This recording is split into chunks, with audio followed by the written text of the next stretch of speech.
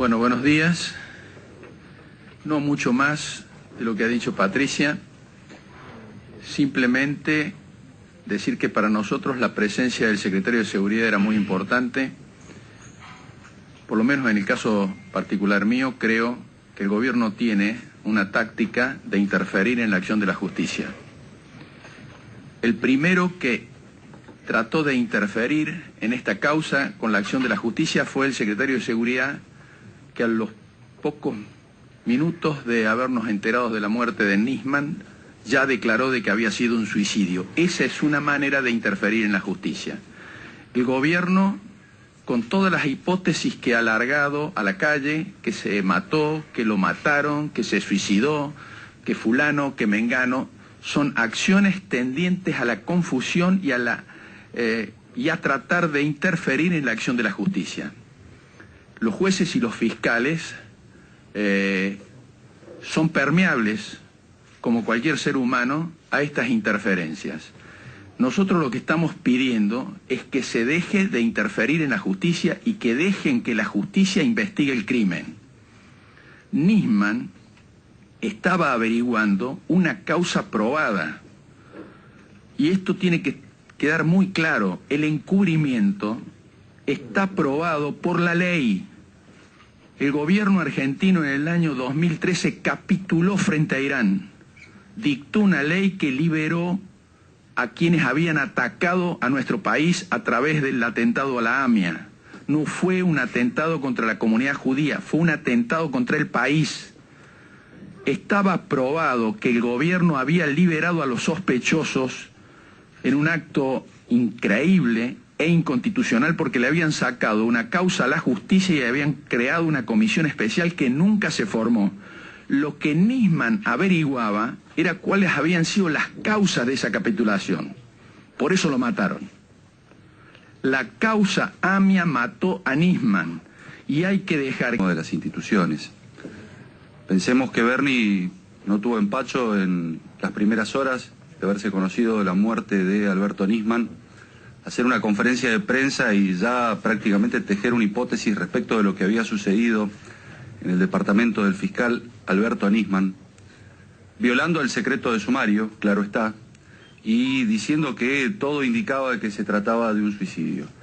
Pero no obstante haber violado el secreto de sumario en las horas posteriores a la muerte de Nisman, hoy deciden no concurrir al Congreso de la Nación cuando debería hacerlo.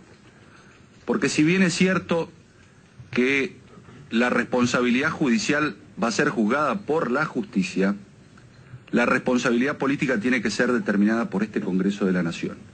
Y Bernie es responsable político de la protección de Alberto Nisman, porque él estaba a cargo, en definitiva, y el Ministerio de Seguridad y el Poder Ejecutivo, de la custodia y la protección del fiscal Alberto Nisman. El gobierno es responsable de la muerte de Alberto Nisman porque debió garantizar la protección. No alcanzaba solamente con darle protección, sino que debió dar garantías del cuidado a la integridad psicofísica del doctor Alberto Nisman, algo que no sucedió, y por esto tiene que rendir cuentas necesariamente no solamente el secretario de Seguridad, la ministra, y también la presidenta de la Nación, atento a la grave denuncia que el miércoles anterior había realizado el fiscal Alberto Nisman respecto del encubrimiento entre la presidenta de la Nación, funcionarios del Gobierno Nacional y imputados de la causa AMIA de origen iraní.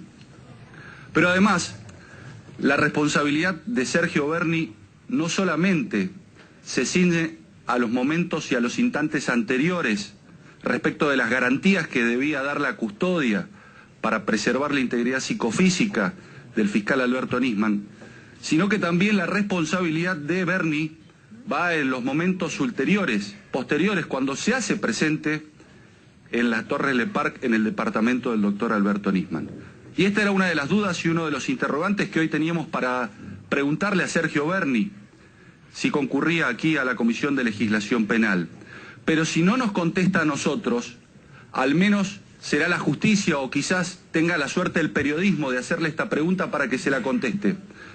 Porque desde los primeros momentos, cuando el periodismo lo interrogaba respecto de el porqué de su presencia en el departamento de Alberto Nisman el día de la muerte del fiscal, todos escuchamos decir repetidamente por el secretario de Seguridad de la Nación que fue a dar cumplimiento de los protocolos, que fue a garantizar el cumplimiento de los protocolos y que no se violasen los protocolos de la escena del crimen.